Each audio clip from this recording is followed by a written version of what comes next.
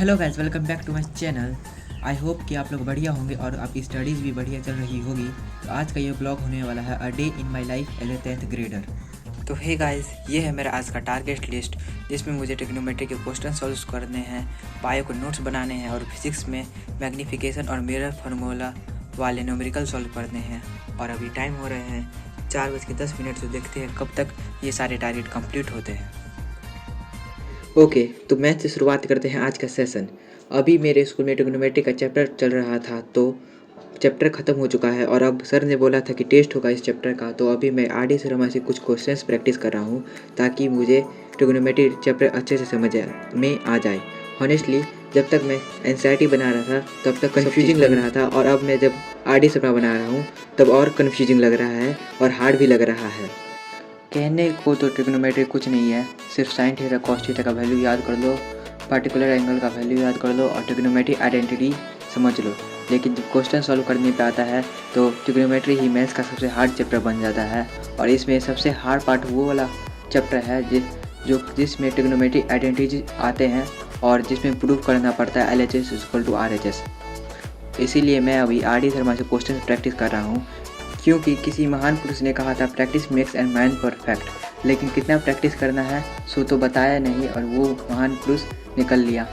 और मेरे स्कूल का बताऊँ तो मेरे स्कूल में ट्रिग्नोमेट्री ख़त्म हो चुका है, लेकिन कुछ समझ नहीं आया। इसीलिए मैंने यूट्यूब से ऋतिक सर का लेक्चर भी देखा था ट्रिग्नोमेट्री का, लेकिन उससे भी ज़्यादा कुछ खास समझ नहीं आया।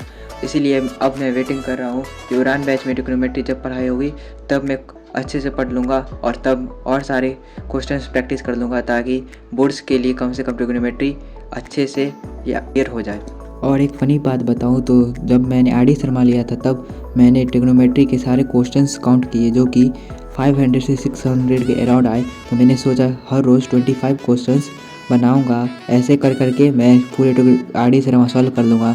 लेकिन ये प्लान 2 दिन ही तक टिका। वैसे मैं आपको एक चीज़ दिखाना चाह रहा हूँ। तो मैंने ऑर्डर की है कृति दीदी के स्कोर 100 के बुक्स, जिसके बारे में मैंने आपको पहले ही अपने कम्युनिटी सेक्शंस में बता दिया था। मैं कृति दीदी को 9 से फॉलो कर रहा हूँ। उनकी स्ट्रेटजीज मुझे काफ़ी हेल्पफुल लगी थी, और लास्ट ईयर जब उन्होंने स्कोर 100 बुक्स लॉन्च करी थी तो वो लिटरली बेस्ट सेलर बन गई थी। इस साल बोर्ड्स के लिए मैंने ये बुक खुद अमेजोन से परचेज करी है एंड हॉनेस्टली इट्स अमेजिंग। और इस बुक की बात करूँ तो इस बुक में आपको मिल जाते 2 sets of 2025 solve papers, 17 authentic papers, पिछले 10 साल के PYQs with chapter tagging, errorless solutions plus marking scheme, जिसमें मुझे मार्किंग स्कीम अच्छा लगा, ये चीज़ मुझे अच्छा लगा, plus cheat ships and mind maps, competency based question जो CBSE पूछता है, और ये हर न्यू सिलेबस के अनुसार है।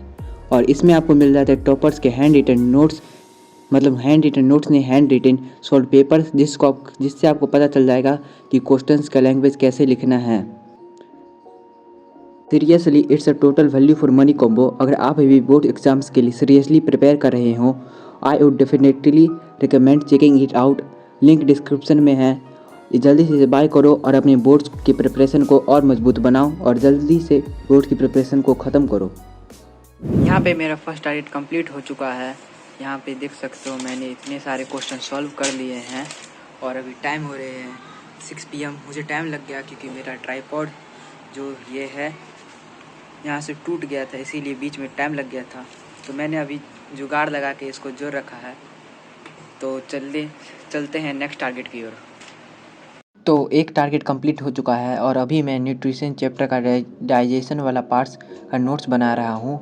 और अभी मैं खुद से नोट्स नहीं बना रहा हूँ, जस्ट बैच का कॉपी पेस्ट कर रहा हूँ। ये पार्ट थोड़ा डिटेल्ड है, इसलिए मैं स्टेप बाय स्टेप लिख रहा हूँ। जैसे माउथ से स्टार्ट होता है, फिर ओइसोफेगस, फिर स्टमक और फिर स्मॉल इंटेस्टाइन। सारे एंजाइम्स याद रखना थोड़ा ट्रिकी होता है, तो उनको अलग से हाईलाइट कर रहा हूँ, जैसे स्लेवरी, अमाइलिज, पेप्सिन, ट्रेप्सिन। मैं मोस्टली एरोडाग्राम्स यूज करता हूँ ताकि पूरा प्रोसेस एक फ्लो में दिख जाए। लेक्चर पढ़ने के बाद नोट्स बनाना दुनिया का दूसरा सबसे बोरिंग काम लगता है, फिर भी क्या कर सकते, बनाना तो पड़ेगा ही। आज का टारगेट है डाइजेशन कंप्लीट करना, बाकी पार्ट मैं बाद में कर लूँगा, पर ये पूरा एक ही सीटिंग में हो जाए तो अच्छा रहेगा। मुझे लगता है जब नोट्स अपने स्टाइल में बनाते हैं तो रिवाइज करना भी ईजी हो जाता है। इसीलिए मैंने माउथ टू एनएस तक का डाइजेशन का प्रोसेस खुद से लिखा है, और मैं ये आपको दे सकता हूँ। लेकिन उससे पहले आपको चैनल को सब्सक्राइब करके डिस्क्रिप्शन से मेरे टेलीग्राम चैनल में ज्वाइन होना पड़ेगा। नोट्स थोड़ा और लिख के एक बार ब्रेक लूँगा, लेकिन हाँ, आज का सेशन उतना नहीं लेकिन लगभग प्रोडक्टिव था। वैसे जब भी मैं ऐसे लॉन्ग टॉपिक्स पढ़ता हूँ ना, तो बीच बीच में पॉज करके खुद से बोलता हूँ कि क्या क्या समझा, उससे ज़्यादा याद रहता है और इसे एक्टिव रिकॉल भी कहते हैं। और हाँ, एक पेज में जब पूरा प्रोसेस आ जाए ना, तो रिवाइज करते वक्त लगता है कि हाँ, कुछ तो सॉलिड पढ़ा है। तो बायो के नोट्स कंप्लीट हो चुके हैं और अभी मैं फिज़िक्स के न्यूमेरिकल्स प्रैक्टिस कर रहा हूँ अपनी नोट्स वाले कॉपी में। और इसमें मिरर फार्मूला और मैग्नीफिकेशन वाले न्यूमेरिकल्स ईजी हैं। अभी मैं जब भॉइस ओवर कर रहा हूँ तब तक मैंने रिफ्रैक्टिव इंडेक्स पढ़ लिया है, और रिफ्रैक्टिव इंडेक्स वाले न्यूमेरिकल सच में थोड़े हार्ड और ट्रिकी होते हैं। बस इसमें नाम लिखना कैसे लिखना है, जैसे NGA या NAG, ये हार्ड होता है, लेकिन उसके बाद सारा चीज़ ईजी होता है। और मैं उड़ान बैच का ही न्यूमेरिकल्स प्रैक्टिस कर रहा हूँ, और अगर होगा तो बाद में मैं स्कोर 100 वाले बुक से भी कुछ न्यूमेरिकल्स प्रैक्टिस कर लूँगा, ताकि कॉन्सेप्ट ज़्यादा क्लियर हो जाए और थ्योरी भी बिल्डअप हो जाए। न्यूमेरिकल प्रैक्टिस करने से ये होता है कि थ्योरी और भी मजबूत हो जाती है, जिससे कॉन्सेप्ट आपको ज़्यादा देर तक याद रहते हैं। तो लास्ट टारगेट भी कंप्लीट हो चुका है और न्यूमेरिकल्स भी प्रैक्टिस हो गए हैं। तो अगर यहाँ तक वीडियो देख रहे हो तो please leave a like and do subscribe to my channel.